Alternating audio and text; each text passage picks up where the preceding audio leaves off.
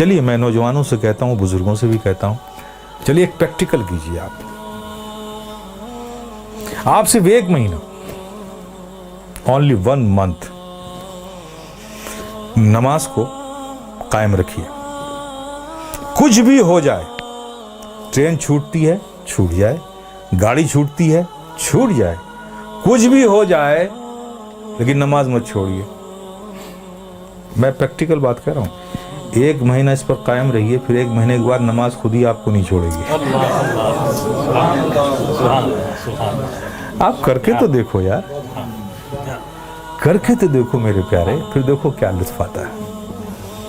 آج تمہیں سایہ بھی ڈرا رہا ہے نا, سائے سے بھی ڈر لگ رہا ہے نا, نماز کو اپنے سینوں سے لگا دو. خدا کی قسم ظلم و تشدد کی کیسی ہوئی آندھیاں بھی چلیں گی نا, اس سے بھی خوف نہیں آئے گا تمہیں. جو بندہ 5 وقت اپنے رب کی بارگاہ میں حاضر رہتا ہو. ارے بھائی, ایک آدمی ہے جو منسٹر کی آفس میں کام کرتا ہے, اور دوسرا آدمی جو آفس میں کام نہیں کرتا لیکن 3 بار پرائم منسٹر کے پاس جاتا ہے, تو دیکھیے کیسے سینے چوڑے کر کے چلتا ہے وہ. اس کا آنا جانا پی ایم کے آفس میں ہے. دیکھیے اس سے لوگ ملتے, ارے صاحب یہ پی ایم کے یہاں, اس سے پی ایم سے تعلقات ہیں, پی ایم کے یہاں آ جاتا ہے, ہمارے پریزیڈنٹ سے اس کے تعلق. دیکھیے کتنا بے خوف گھومتا ہے اس ملک میں.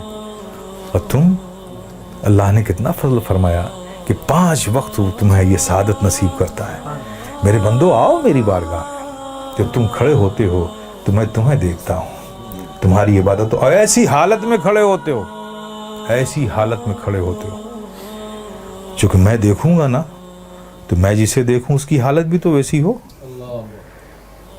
پیارے آقا صلی اللہ علیہ وسلم ارشاد فرماتے ہیں کہ رب نے فرمایا, جب ایک بندہ نماز کے لیے مسجد میں جاتا ہے اور نماز کے لیے وہ کھڑا ہوتا ہے, تو کھڑے ہونے سے پہلے رب فرماتا ہے فرشتوں سے, فرشتوں اس کے اندر جتنے گناہ ہیں نا وہ اس سے جدا کر لو, نکال لو, ان سارے گناہوں کو الگ کر دو اس سے.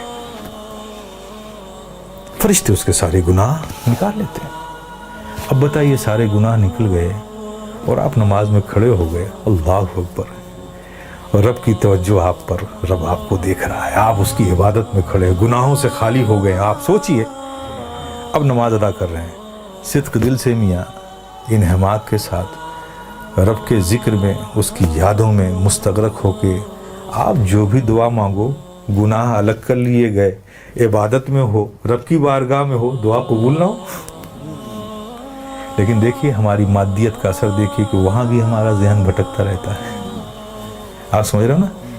پھر اس کے بعد کیا ہوتا ہے, جب وہ بندہ نماز سے فارغ ہوتا ہے, کتنی بڑی نعمت ہے آپ سوچو. نماز سے فارغ ہوتا ہے تو فرشتے پوچھتے ہیں, مولا وہ جو نماز سے پڑھنے سے پہلے اس کے گناہ الگ کیے تھے, وہ جو سب رکھے ہوئے ہیں الگ اس سے, یہ نماز سے فارغ ہو گیا, اب اس کا کیا کروں,